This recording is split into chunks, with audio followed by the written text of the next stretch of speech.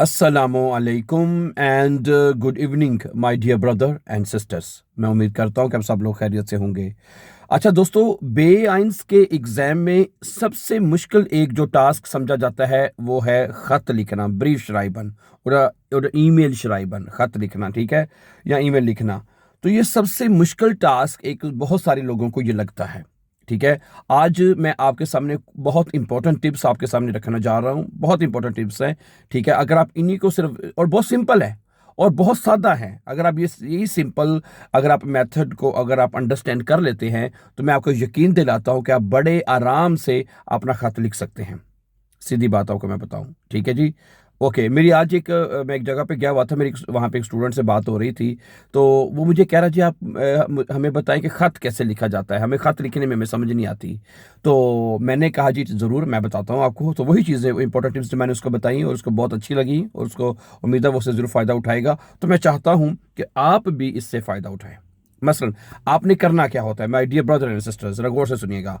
मैंने उससे कहा कि भाई खत में आपने सेंटेंसेस लिखने होते हैं, जुमले लिखने होते हैं, ऐसा ही है ना, ठीक है। कोई लाइनें लूने हो तो मार के नहीं ना आपने आ जाना, सारी बात है। कोई एक जुमला लिखना होता है, सेंटेंस लिखना होता है आपने, समझा रही बात आपको। तो सेंटेंस जब आपने लिखना है तो मैंने उससे सबसे पहले कहा कि आपको जो प्रेजेंट टेंस है वो आपको अच्छी तरह से आना चाहिए, कि अगर आपने एक जुमला प्रेजेंट टेंस में लिखा है, ठीक है, उसको लिखने का क्या तरीका है वो आपको पता होना चाहिए सबसे पहले, ठीक है। उसके बाद अगर आपने कोई जुमला पास्ट टेंस में लिखना है जिसमें काम हो चुका है, समझा रही, आपको पता हो कि पास्ट जुमले में लिखने का तरीका ये है, जैसे जो हाबन और हाटन के साथ आप लिखते हैं जिसमें पार्टिसिपल सवाए जो है वो हम लिखते हैं, यू नो दैट। जैसे ich habe heute schon einmal gegessen, ठीक है। ich habe meine B1-Prüfung bestanden Beispiel है, जो काम हो चुका है। और ich hatte, ठीक है, ओके। तो कहने का मकसद ये है कि आपको पता हो कि आप जो जुमला लिखने जा रहे हैं जो प्रेजेंट में है, प्रेजेंट में आपको पता हो, परफेक्ट में हो, परफेक्ट में पता हो। फिर उसके बाद आपको फ्यूचर टेंस जो है, फ्यूचर आइंस, जो मुस्तकबिल का टेंस है वो आपको आना चाहिए। फ्यूचर स्वाई की बे आइंस जब में आपको ज़रूरत नहीं है। अगर आप बे आइंस का एग्जाम करें तो फ्यूचर आइंस जो है, फ्यूचर आइंस का में आपको जुमले बनाने आना चाहिए। जैसे कि अगर आप ये कहना चाहते हैं कि मैं कल काम पर नहीं आऊँगा, ठीक है, ich werde morgen, ठीक है, nicht zur Arbeit kommen, ठीक है, ये आपका बन जाएगा फ्यूचर टेंस में। इस तरह के अगर आपने, यानी कि फ्यूचर टेंस में कोई भी जुमला लिखना है, कोई भी सेंटेंस लिखना, आपको पता हो कि मैंने ये फ्यूचर टेंस में जुमला लिखना है। फिर उसके बाद मोडाल वर्बन में आपको जुमले बनाने आने चाहिए। मोडाल वर्बन में जैसे क्यूनन है, म्यूस्टन है, वोलन है, जोलन है, ड्यूरफन है, म्यूस्टन है, ये तमाम आपके मोडाल वर्बन है जिनमें आपको जुमला बनाना आना चाहिए, ठीक है। बाइशपील इश्कान गुड जोइच शप्रेशन। और आपको पता है कि मुडाल वर्ब में जो इन्फिनिटिव वर्ब है वो हमेशा जुमले के एंड पे लिखी जाती है। क्या ख्याल है? तो सबसे पहले my dear brother sister, very simple formula मैं आपको बता रहा हूं। सबसे पहले आपको प्रेजेंट टेंस का अच्छी तरह पहचान हो कि ये प्रेजेंट टेंस में जुमला ऐसे लिखा जाता है। फिर परफेक्ट टेंस में हाबन हाटन ये के साथ ही आप यूज कर लें, ठीक है। और उसके बाद तीसरा फ्यूचर टेंस और मुडाल वर्ब। अगर सिंपल यही मेथड अगर आपको आता है तो आप खत लिख सकते हैं। तो पहला, तो फर्स्ट लेवल तो ये स्टेप आपको समझ आनी चाहिए। नंबर 2, ठीक है, नंबर 2 आपने ये करना होता है कि ये जो अभी आपने टेंसेस जो आपको आते हैं सीख लिए बाइशमिल, अगर आपने, ठीक है, इनमें नेबन जाट्स कैसे लगाने हैं, इनमें नेबन जाट्स कैसे लगाने हैं, ओके। जो अब नेबन जाट्स क्या होते हैं? नेबन जाट्स होते हैं कनेक्टोरन, वो अल्फाज होते हैं जो दो जुमलों को आपस में जोड़ते हैं। और बे आइंस में जो ब्रीफ में जो जुमले हैं वो नेबन जाट्स में लिखे जाते हैं, कनेक्टोरन के साथ लिखे जाते हैं। जैसे अगर मैं आपको एक मिसाल दूं, देखिएगा।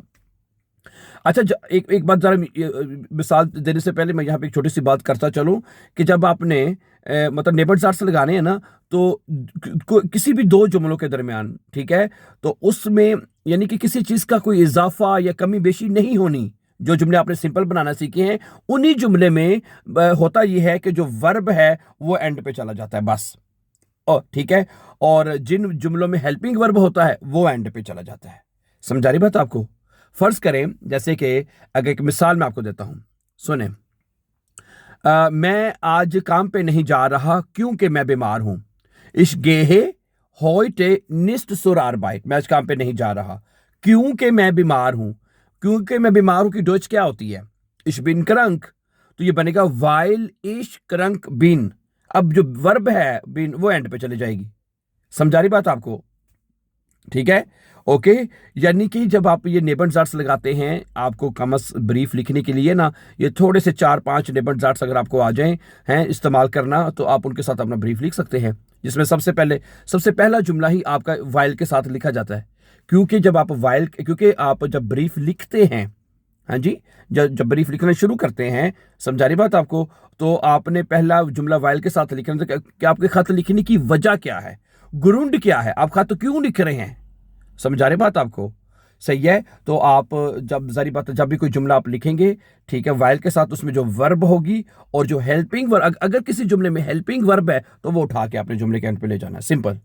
हेल्पिंग वर्ब किस में आता है? जैसे हब परफेक्ट टेंस में हेल्पिंग वर्ब आता है, फ्यूचर में हेल्पिंग वर्ब आता है, और मुडाल वर्ब में हेल्पिंग वर्ब होते हैं, वो एंड पे चले जाएंगे। अगर परफेक्ट टेंस में देखें, मसलन के अगर आप कहते हैं मैंने तुम्हें मसलन के अगर आप कहते हैं इशवाइस, मुझे पता है मैंने बे पास कर लिया है। इशवाइस इश बे प्रूफिंग बिस्टांडन हाबे है, इश हाबे बे प्रूफिंग बिस्टांडन होता है ना, इश हाबे बे प्रूफिंग बिस्टांडन। अब बस जो इसका हेल्पिंग वर्ब हाबे है, वर्ब पहले परफेक्ट टेंस में वर्ब पहले ही एंड पे होती है। परफेक्ट टेंस में जो पार्टिसिपल स्वाय है, जो वर्ब एंड पे ही होती है, ठीक है, उसमें जो हेल्पिंग वर्ब होगा हाबे है, तो इसके साथ वो आपने उठा के एंड पे ले जाना है। इश्क के साथ हाटे आता है, वो उठा के एंड पे ले जाना। इसी तरह फ्यूचर टेंस में देखने हैं, मैं ठीक है, वो कह रहा है कि वो काम पर नहीं आएगा। एग्जैक्ट 10 के, अब के भी नेबनजार्ट्स है, 10 ये डबल एस के, 10 एयर मॉर्गनिस्ट सुर आर्बाइट कॉमन विर्ड है, फ्यूचर में विर्ड यूज होता है वो, ठीक है। और इसी तरह अगर आपने मुडाल वर्ब में जुमला बनाना है नेबनजार्ट्स में, तो मुडाल वर्ब में हेल्पिंग वर्ब होता है, वो उठा के एंड पे ले जाना है। मसलन वो कह रहा है कि वो कल काम पे नहीं आ सकता। एग्जैक्ट 10 एयर मॉर्गन इज आर्बाइट कॉमन कान है। कॉमन यानी मुडाल वर्ब में और फ्यूचर में जो इन्फिनिटिव वर्ब है वो एंड पे जाके लगती है। और इनमें जो फ्यूचर में will day helping verb use होता है, और मुडाल वर्ब में जो मुडाल वर्ब का जो हेल्पिंग वर्ब है वो यूज होते हैं, उसको उठा के आपने एंड पे ले जाना। बस ये सिंपल सा तरीका है, ठीक है। ये हम इंशाल्लाह ताला इसके चैनल को पहले भी सिखा चुके हैं और मजीद भी आगे कंटिन्यू करेंगे, ठीक है। अभी मैं रास्ते में हूँ ज़रा, ठीक है, और मैंने कहा चले इसके टाइम था मेरे पास थोड़ा सा, तो मैंने कहा चले इससे फ़ायदा उठाते हुए आपके साथ ये बातें शेयर कर दी जाए, ठीक है, ओके।